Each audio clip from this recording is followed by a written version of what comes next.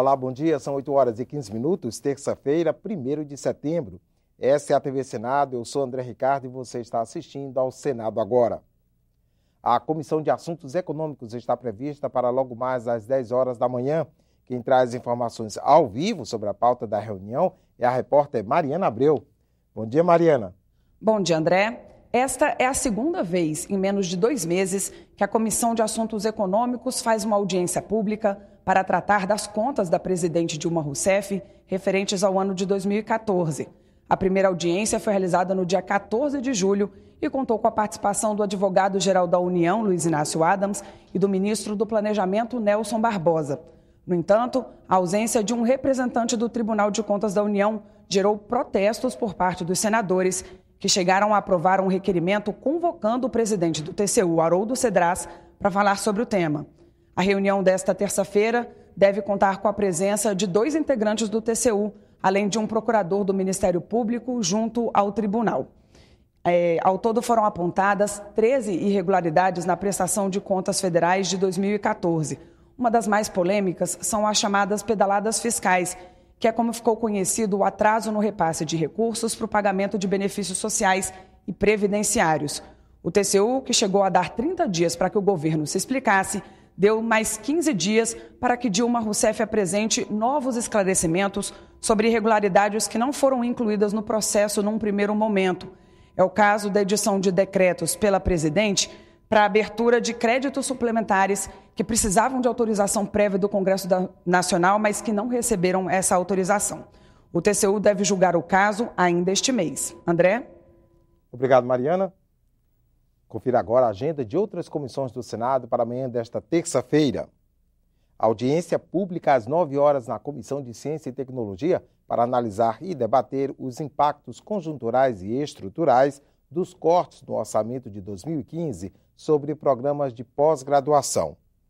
Na Comissão de Direitos Humanos, uma audiência pública vai debater a fibrose cística, uma doença que ataca principalmente os pulmões e o pâncreas e requer tratamento multidisciplinar. A reunião está marcada para as 9 horas. Outra audiência pública, na Comissão de Meio Ambiente, Fiscalização e Controle, vai tratar da oferta de linhas aéreas na região norte, o mercado de aviação civil no país e a construção e o licenciamento de aeroportos regionais. Será às 9h30 da manhã.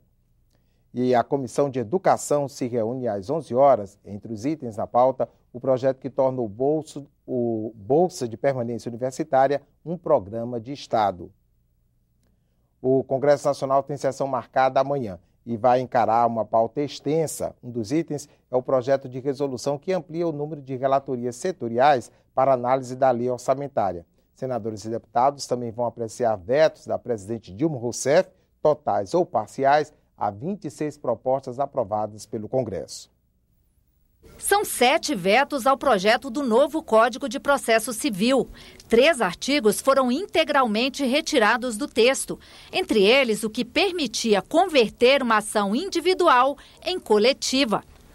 O projeto que dificultou a criação e fusão de partidos com menos de 5 anos de fundação também teve pontos vetados que serão analisados agora. Entre eles, o que permitia que, em caso de fusão de partidos, o parlamentar de uma outra legenda pudesse se filiar ao partido criado sem perder o mandato. Deputados e senadores também deverão analisar vetos parciais à Lei Geral das Antenas, aprovada em março, ao novo Marco Legal da Biodiversidade, que regulamenta o acesso ao patrimônio genético brasileiro, e ainda ao projeto de lei de conversão, que mudou as regras para a concessão do abono salarial. Entre os mais polêmicos estão o veto à proposta que estende o reajuste do salário mínimo aos aposentados, o da flexibilização do fator previdenciário e ainda o veto ao reajuste dos servidores do Poder Judiciário. A proposta aprovada pelo Congresso em junho concedia um aumento de até 78,6% aos servidores do Judiciário até 2017. O governo alega que esse reajuste teria um impacto financeiro de quase 26 bilhões de reais nos próximos 4 anos. Chegou ao Congresso o orçamento da União para o ano que vem. Pela primeira vez, o projeto de lei com as receitas e despesas do governo prevê déficit nas contas públicas. Para sair do vermelho, a área econômica quer diminuir o tamanho do Estado e propor mudanças na saúde e na Previdência. O governo mobilizou os ministros da Fazenda e do Planejamento para entregar a proposta do Orçamento da União em 2016 ao presidente do Congresso. Depois, no Palácio do Planalto, Joaquim Levy e Nelson Barbosa detalharam o projeto. Para o ano que vem, a estimativa é de que o conjunto da economia brasileira cresça 0,2% e que a inflação fique em 5,4%. O governo calcula um salário mínimo de R$ 865, quase 10% maior que o atual. O número que mais chamou a atenção foi o resultado primário, a diferença entre as receitas e as despesas. Com a arrecadação em queda, devem faltar 30 bilhões e 500 milhões de reais para fechar as contas do ano que vem, 0,5% do produto interno bruto. 90% da despesa do governo é uma despesa que tem caráter obrigatório, semi-obrigatório.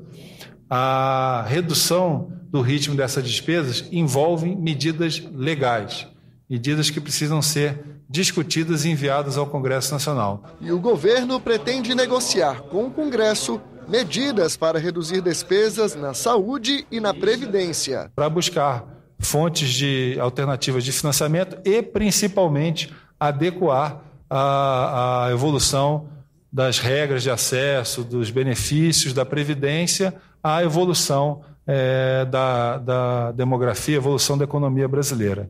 E no caso da saúde, é preciso abrir uma discussão mais ampla, focada não só em fonte de recurso, mas focado principalmente no uso e no destino do gasto.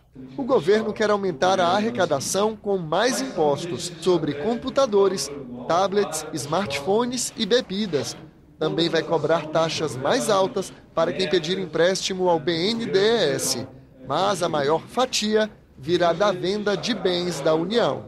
Nesse esforço de operações com ativos, que inclui também um aumento, um aperfeiçoamento, a melhora na cobrança da dívida ativa da União, nós esperamos arrecadar, no total, 37,3 bilhões de reais. O programa de aceleração do crescimento deve receber 42 bilhões de reais em 2016, mais do que neste ano. Mas as principais ações do governo devem sentir o corte. É o caso do FIES, Ciências Sem Fronteiras, Pronatec, Plano Safra e Minha Casa Minha Vida. A equação Brasil é uma equação de crescimento e é uma equação que tem solução com cooperação, com diálogo, com vontade política, com determinação, com escolhas. Com a lei orçamentária tramitando no Congresso, cabe agora aos parlamentares modificar a proposta para tentar equilibrar as contas. Senadores e deputados que fazem parte da Comissão Mista de Orçamento acompanharam a entrega do documento ao presidente do Congresso. É a primeira vez que recebemos o orçamento com déficit.